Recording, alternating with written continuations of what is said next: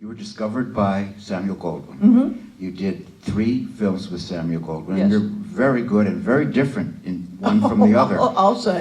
3 completely different roles. Yeah. You went on to do other parts, and then in 1961, you made your last film, and you walked away from the business. Yes. And we haven't really seen you in 50 years. It's No. wonderful you're coming out and talking to us tonight, but why did you decide to leave? I had married the best-looking man in the world, and one of the nicest, one of the finest men in the world.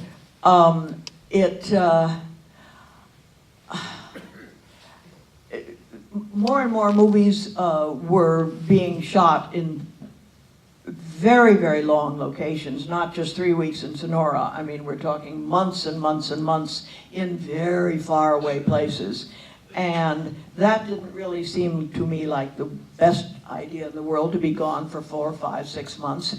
By 1961, I had 2 children, and it seemed to me that I had good friends who had problems sometimes with their children, and I thought, gosh, I chose to have these children, and if something goes wrong with them,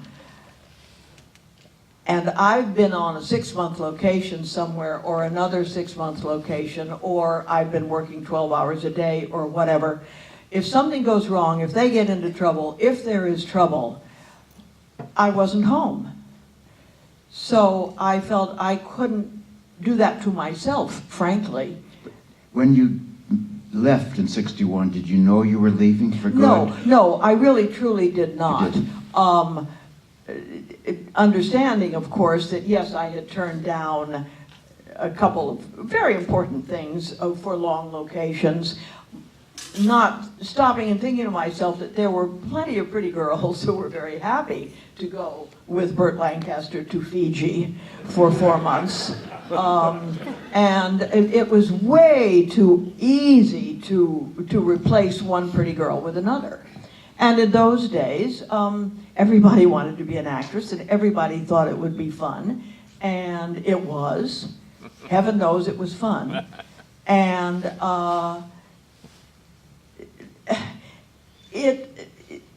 I turned down enough things that, why bother? So you never went back. Do you have any regrets? Oh, regrets? No. No regrets? Oh, no. I mean, I missed it. I was sorry.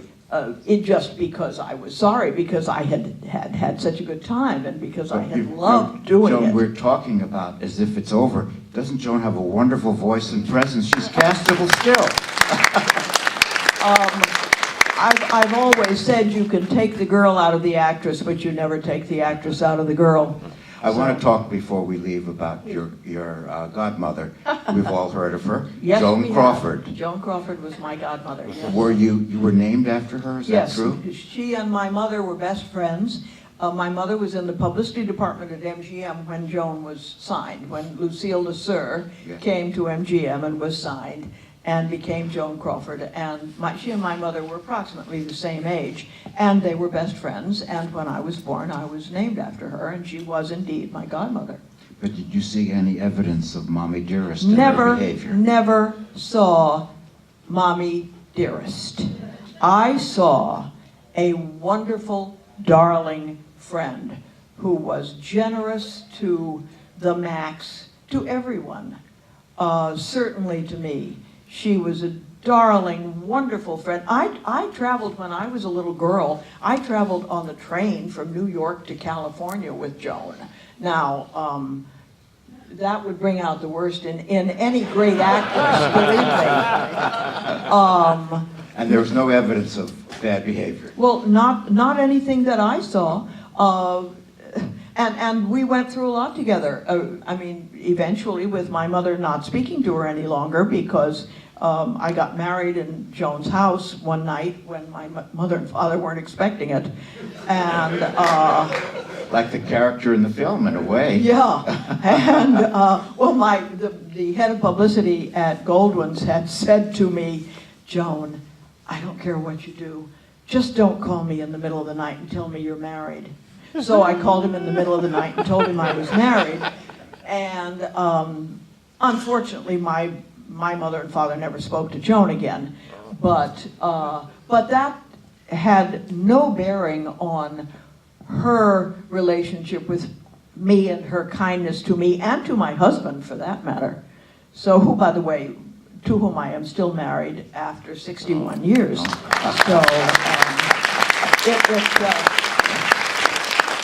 it wasn't the mistake that my parents foretold. Now, I want to end with where we started with Edge of Doom. Yes. You saw it tonight. Yes. Is this the first time you'd seen it in quite some time? Yes, I saw it 10 or 11 years ago, and that was the first time I'd seen it in 50 years. And you saw it with Farley, I believe. Is that right? At the Yeah. At the Egyptian At Theater. the Egyptian, yes, at the Cinematheque. Cinematheque, Yes. American Cinematheque, yes. So how did it look to you tonight?